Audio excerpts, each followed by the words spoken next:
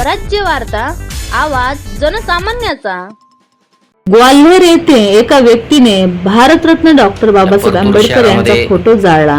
या घटनेने पूर्ण देशात संतापाची लाट पसरली आहे। या घटनेवर पॅन्थर सेनेचे जळगाव जिल्हाध्यक्ष लखन पान पाटील यांनी आपली प्रतिक्रिया दिली। स्वराज्यासाठी किरण पाटील, जळगाव। गोव्या संदर्भात परतूर शहरातील आणि इतर ठिकाणी देखील काही संघटना तक्रारी पाठवलेल्या आहेत। त्या अनुषंगाने आम्ही समाजाच्या भावना लक्षात घेतात आणि नाजूक मुद्दा असल्यामुळे त्यामध्ये आम्ही पोलीस स्टेशन स्तरावर एक पथक स्थापन केलेलं आहे। ते पथक फक्त गोवन चोरीच्या संदर्भात काम करत आहे।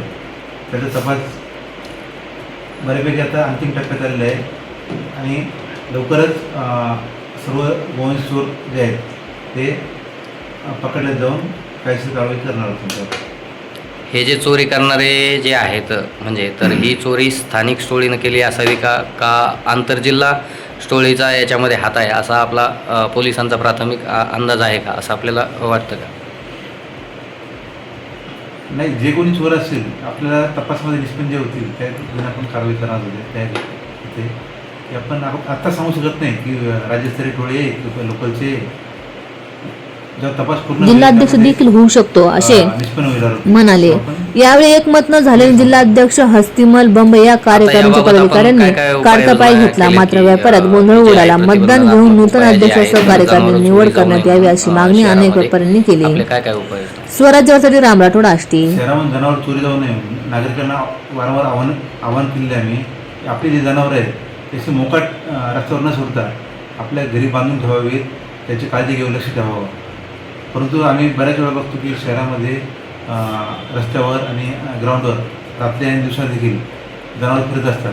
त्या संदर्भात देखील आम्ही नगर परिषद CO इंगोले साहेब यांना देखील आम्ही पत्रावर केलेलं आहे आणि स्वतः देखील त्यांच्याशी चर्चा केलेली आहे। त्या संदर्भाने मोकाट जनावरांची व्यवस्था करण्याबाबत ते देखील पॉझिटिव्ह आहेत आणि लवकरच ते देखील त्यामध्ये कारवाई करणार आहेत।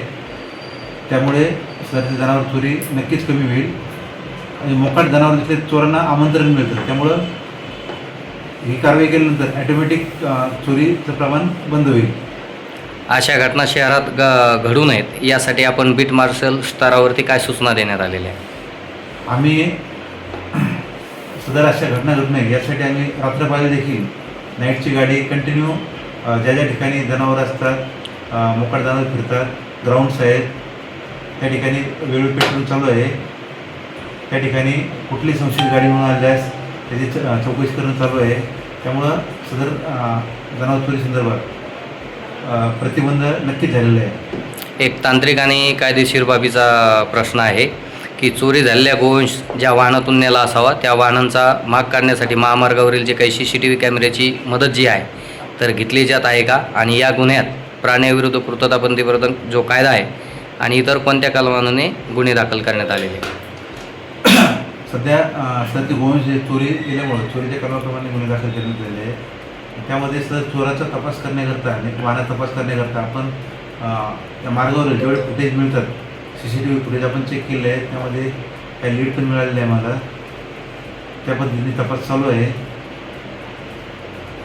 आणि या संदर्भानेच असं तपास करत असताना देखील आम्हाला गेल्या आठवड्यातच आम्ही एक कंटेनर भरलेला गोवंश 26 गोवंश हे त्याची सुटका केलेली आहे आणि सध्या ते गोशाळेत ठेवलेले आहे। गोवंश हत्या किंवा तस्करी करणाऱ्या ज्या काही जुन्या गुन्हेगारांची रेकॉर्डची जी काही पडताळणी आपण केलेली आहे का सदरील पोलीस स्टेशन? बरोबर आहे। सध्या आम्ही जी टीम लावलेली आहे त्या टीमच्या मार्फत आम्ही रोज कोणी जे रेकॉर्डेड गुन्हेगार आहेत सर गोवंशचे चोरी संदर्भातले वेगवेगळ्या भागातले आरोपी जे आहेत त्यांना आणून त्यांचं इंट्रोगेशन करणं सध्या चालू आहे। बरं, असे जर शहरामध्ये काही जर समजा घटना घडली गोवंशच्या संदर्भामध्ये तर तात्काळ जे काही नागरिकांच्या निर्देशनास आले किंवा गोरक्षकाच्या निर्देशनास असा जर मुद्दा जर आल्यास त्यांनी पहिल्यांदा जनसंपर्क कोणाशी करावा असं आपल्याला वाटतं? यांनी कोणाशी करावं?